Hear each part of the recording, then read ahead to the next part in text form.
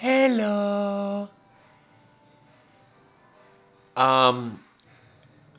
People, I know it's been close to, I don't know, 14 years since I've been doing this, and the suck my Nasdaq phenomena has been happening since day one. But this 100 share, 200 share lot bullshit ain't gonna last too soon. What I'm gonna tell you to do is now, once I do start buying bigger lots in something, that's when I'll alert you, of course. But you don't pay attention or do anything I say anyway. Anybody on the Red F? No. Obviously not. I said if you didn't want to pony up the money and buy the stock because you were afraid it was just going to roll over and die because it's a fake stock built on scams and momentum and bullshit, which it could be, but who the hell cares in this market? Because in this market, that's what we are trading on because it is 1999 all over again, if you haven't noticed. Red F was the 750 calls. I told you, give it a shot. You're risking 40 cents to make $5.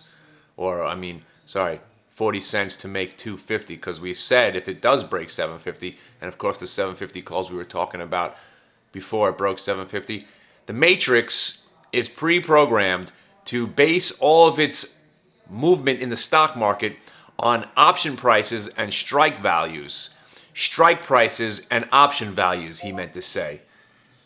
When a stock breaks 750, why do I say that it'll probably go to 10? Because that's how the matrix works. If there's the next option price is $10, then tax cons, the president unveiled his new wave of stimulus package, and tax cons. I tried to say tax cuts, and I said tax cons. Look up tax cunts on YouTube if you want to laugh. So we were basing everything we do on strike values, strike prices, and option pricing. That's why we believed when Google was trading at the remember Google about a month ago when it was Groupon, it was buying the stock, and we liked it because we all assumed it would go. Google, we all assumed it was going to go back to its all-time highs, considering it was lagging the rest of the indexes, lagging the rest of the market, not participating as much as we thought it should be, and leaves us to puzzle the stock. How come Google's not participating in this rally? It's just lagging, and there's a reason. Sometimes what's going on behind the scenes is something that we don't know. That's why people buy stocks when they go up, opposed to buying stocks when they go down. You see, when Google was trading at 550, 560 because they were going to buy Groupon and they would have some other regulation rules or something with China, or maybe some other overseas predicament with them, I said, this is our opportunity. We don't get very many opportunities to buy a stock that we think is going to go up 400 points, dipping down 70 points. And what did I do? I bought the stock and I sold the 570 call, got the stock called away from me. Then bought the 570 call, sold the 590 call. Remember that move? That worked out too for a net profit of 8 or 9 points. Then when the stock broke 600, I said, just buy the stock. Just buy the stock because it's going to 600. Right? And of course, sticking with the 100 share never loses motivation, at least with Google, you could have made some money on 100 shares. Maybe some of you can't afford to buy 100 shares, but then we were talking about the options. But let's talk about the Red F. I'm out of the Red F, REDF. Where is it now? So, Red F. Haven't mentioned this on the video yet. The Indian Google, the love child of Baidu and Google. It's the bastardization of the internet. And just based on this fact alone, it's the Indian Google, people. Think about it.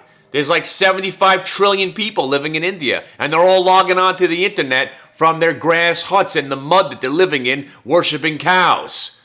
Red F, people. It broke $5. Then it broke $6. Then we knew it was going to go to 7.5. Now that it broke 7.5, where it was going to go? $10. This guy's out of it at 9. And I've only been trading 100, 200 share lots of it. Because Rational thought makes you think that, oh, the stock was $3, $4 just the other day. It's just going to roll over and go back down. Rational thought does not work in this market. Rational thought lets you sit on the corner while all the people with irrational thoughts and lunacy makes money and laughs about it. Now, rational thought finally did work today, in a way. Because when the NASDAQ futures were down, I cannot be the only one who thought there's no way the market's going to go down. This is just a in the wind. This is just a temporary glitch in the matrix, if not pre-programmed, just to try to shake more people out on a Monday. A Monday? A Monday? The stock market is gapping down? What?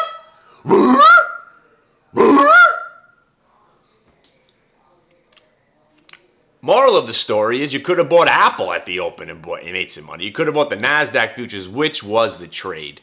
NASDAQ futures gapping down 35 was the trade of the century. You could have made your 35 points on the futures. Depending on how aggressive you are, it could have been retarded. Okay, so I know none of you have done that, okay? And nobody's making any money.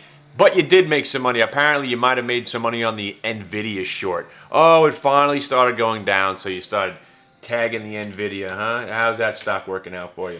Oh, all right. It rolled over. You could have made something on it, day trading and whatnot.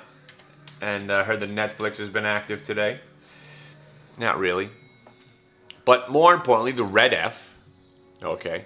And also, you knew that I told you I sold Adobe on Friday. I sold the JBL. Basically was holding nothing except the dry ships, which is garbage, and the LLNW. But look at that stock, LLNW, even having a nice day today. But the moral of the program is that, what's up? NASDAQ futures gap down 35, and the Dow futures and the S&P futures were up. Come on. You knew there was not going to be any selling. Why not take the advantage of buying Apple? And when I heard it was down 10%, I was like, yeah, sure. Open up down 35, and I'll buy 10,000 shares. And then when I saw it opening up only down, what was it, down 15 at the open? The trade was not even there. Even though you probably still can make money on it. Because here's the moral of the story. Whether Steve Jobs dies today, they take his body outside and blend it up, and everybody snorts it.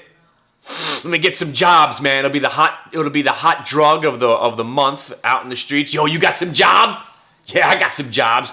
Yo, that's some good shit I heard. Yeah, a couple of blasts of jobs, and you're coming up with all kinds of creative shit. I heard about that shit. Let me get some. They'll be sniffing the motherfucker's dead corpse, and they'll be selling it on eBay. And Apple will get a piece of the action too. They'll be putting it on iTunes. Doesn't matter, people. They're still going to sell 50 trillion iPads and 75,000 billion trillion of the other doodads and shit that they make. And then guys like me who say, you know what, all this Apple shit's so cool, I want to get myself a Mac. And then you buy a Mac. Then you go get yourself an AirBook, and that shit's cool. Then you go into the Apple store. Oh, my thing's not working well. They give you a new one. Customer service, people. That's why Apple rules. But the moral of the story also, what's bad for Apple, as I said this morning in the video that nobody pays attention to, what's bad for Apple if Jobs is actually dying, which is bad for Apple momentarily, is good for Google. They're in Macy's and Gimbals. Macy's and Gimbals. Apples and oranges. Gimbals, Macy's, buy Google. Oh, buy Google at the open at $6.25. Next thing you know, I'm sitting on my 100 shares of Google, and I'm getting bad quotes. I'm getting, we're experiencing technical difficulties with our quote chart system. So I put an offer out at 6:30. If it gets to 6:30, it gets to 6:30. Next thing you know, I'm getting printed at 6:30, and I see the stock's actually at 6:31 and a quarter. And who does that get fucked? I am the one who gets fucked, because I shouldn't have sent my orders because the quotes are wrong. All right, anyway. Stock's up 9 more points. Suck my NASDAQ strikes again. Suck it big time. Embrace the goddamn horror, wouldn't you? Would ya? All right, so let's talk about OCZ. Zero. I have 0 shares of OCZ. Digital Globe, DGI. Still have a little bit of DGI in my kids' retirement accounts. Never selling the Digital Globe until it gets taken over by the government at $74 a share. What? Adobe. We sold Adobe. Most of it we sold. Originally we had the larger lot, and then we held that 300 or 400 shares. Sold that on Friday. Don't have any Red F. Don't have any OCZ. Don't have any All Rock F. Couldn't give a shit about lithium anymore. I'll take some lithium. I'll smoke that shit. What I'm trying to say is, there is only one stock left. And let me tell you about the feeling that I have about the Google right now and the reason I was buying it.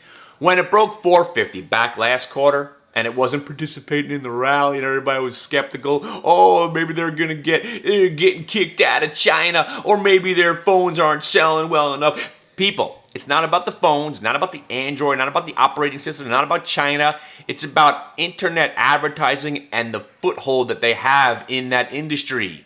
You can't watch shit on the internet without being locked in to the commercial that goes with it. You can't get around those people. That's advertising, when you're trapped watching the ad, and somehow Google owns it all. I know there's other companies out there, but Google owns it all.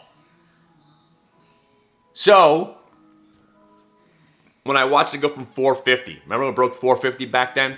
I said, next stop 500, and then we bought it at 480, and then it gapped up one day on some other bullshit news over 500. I sold it that day looking for a pullback, never got the pullback.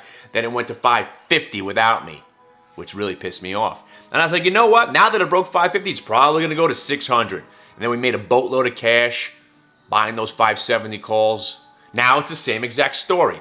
Here we had the 450, we had the 550 pullback. Pulled back to 550 on that Groupon bullshit. And you know that was just the Matrix going with the faux show, bro. You got to know these things already now. No, it's not hindsight. I'm not talking hindsight. Oh, you could say that shit now because of hindsight. No. I laid the shit out for you step by step. You're going to buy the 570 calls that week, looking for a pop in the stock. Yeah, and then we did that. Then we bought the 580s and sold the 590s just to try to net a little bit more going into that Friday. And then, of course, we didn't roll over the options, and we watched the stock get to 600. Now, everybody in the chat room's thinking, hey, now that it broke 600, where could we go? We're going to go to at least 621.85, which was the all-time high at that point. Not the all-time high, but the recent high. And we all knew that, but did anybody make the 21 points? No, of course not. And then when it broke 622, we all knew where it was going to go, right? Next up, 650, kids!